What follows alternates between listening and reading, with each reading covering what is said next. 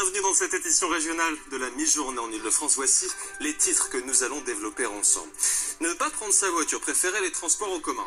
Parfois ça va plus vite, ça nous met à l'abri de la pollution. C'est ce que vous pensez, eh bien, vous avez tort, notamment si vous empruntez le RER, on verra pourquoi. Claude Barthelone, seul en lice, le président de l'Assemblée nationale, sera le candidat du Parti socialiste aux prochaines élections régionales de la Seine-Saint-Denis au Perchoir. Retour sur le parcours de cet élu local et gros plan sur une campagne qui a déjà commencé. Enfin, Éric Antoine est avec nous. Ce colosse de la magie a rempli l'Olympia pendant un mois. C'était en décembre et il est de retour à Paris la semaine prochaine au Palais des Sports pour 3 dates.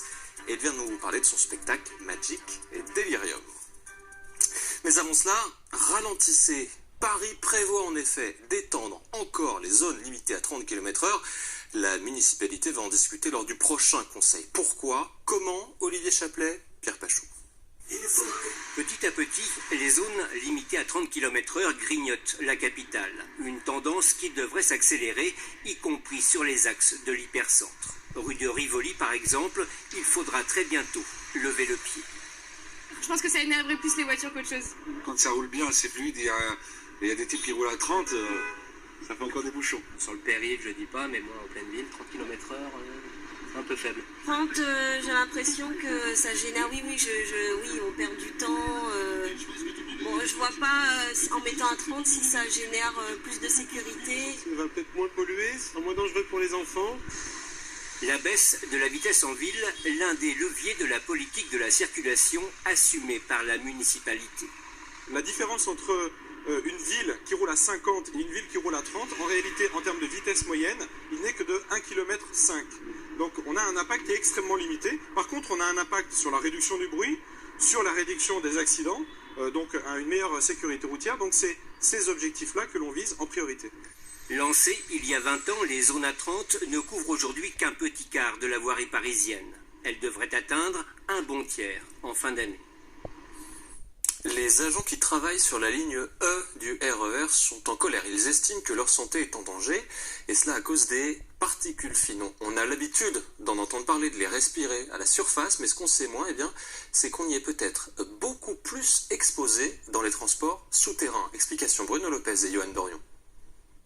Selon la CFDT, c'est clair et net, respirer nuit gravement à la santé. En tout cas pour les usagers et les salariés du RER-E. On respire des PM10, des particules fines, à des taux de 150, 200, 250, voire 300 microgrammes par mètre cube. Alors que les décrets ministériels fixent à 50 microgrammes par mètre cube pour l'air ambiant. Soit 4 fois plus de particules fines dans les voies souterraines du RER qu'à l'extérieur. Des relevés effectués par Airparif et l'Observatoire régional de la santé. Les valeurs limites d'exposition aux particules en France ne sont pas les mêmes suivant que vous êtes un salarié, que vous travaillez par exemple 10 heures dessus dans la gare du Nord, ou que vous prenez le train tous les jours et que vous n'y passez que 10 minutes. Les valeurs d'exposition sont beaucoup plus importantes pour protéger les passagers que pour les salariés. Cette pollution provient du freinage répété des machines et de l'abrasion des rails, mais aussi des travaux et des particules fines qui s'engouffrent depuis la surface. On est ignorant des risques qui sont importants et qui ne sont pas forcément relayés par les pouvoirs publics. J'ai travaillé 3 ans dans le souterrain et je suis agent SNCF également. Et c'est vrai que quand je retrouvais l'air pur de l'extérieur, enfin pur entre guillemets parce qu'on reste à Paris, je sentais néanmoins la différence. Je crois qu'il faut d'abord regarder comment on respire chez soi, mais j'ai pas l'impression que ce soit pire dans le métro. La SNCF, qui n'a pas souhaité s'exprimer sur cette opération, réalise des mesures en continu dans les gares. Pour améliorer les choses, elle développe le nettoyage des stations et des rames, renforce la ventilation et privilégie le freinage électrique sur ces nouvelles rames de RER. Le procureur de la